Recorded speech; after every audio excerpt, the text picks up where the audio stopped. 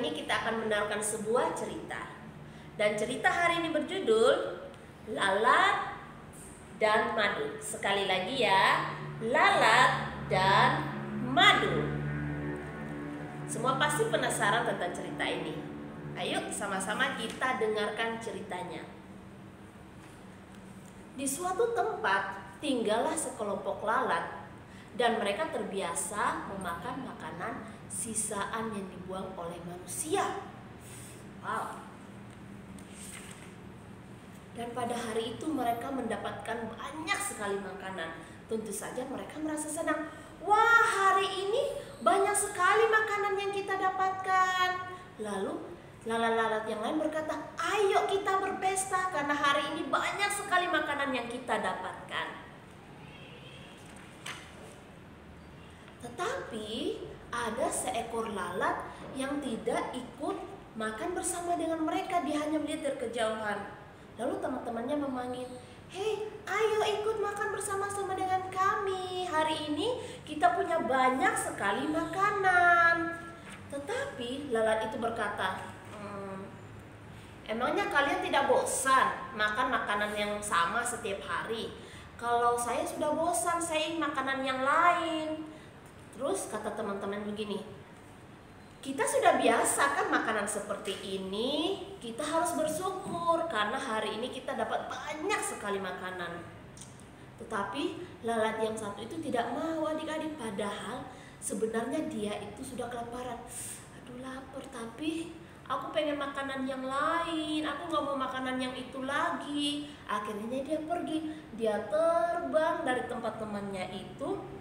Dia pergi untuk mencari makanan yang lain. Kira-kira dia dapat nggak ya makanannya? Lalu dia terbang, dia melihat sebuah rumah. Ada rumah yang terbuka.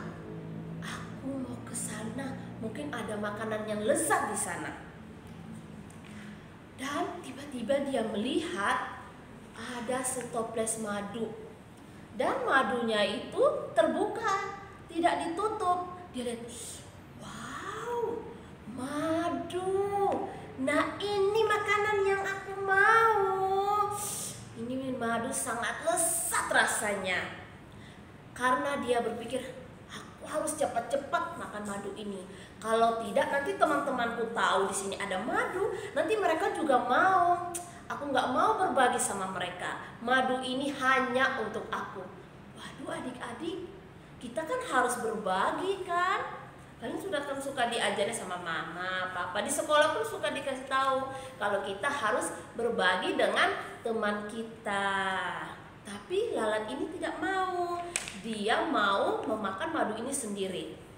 Tanpa pikir panjang, dia langsung masuk ke dalam toples madu itu. Dia makan.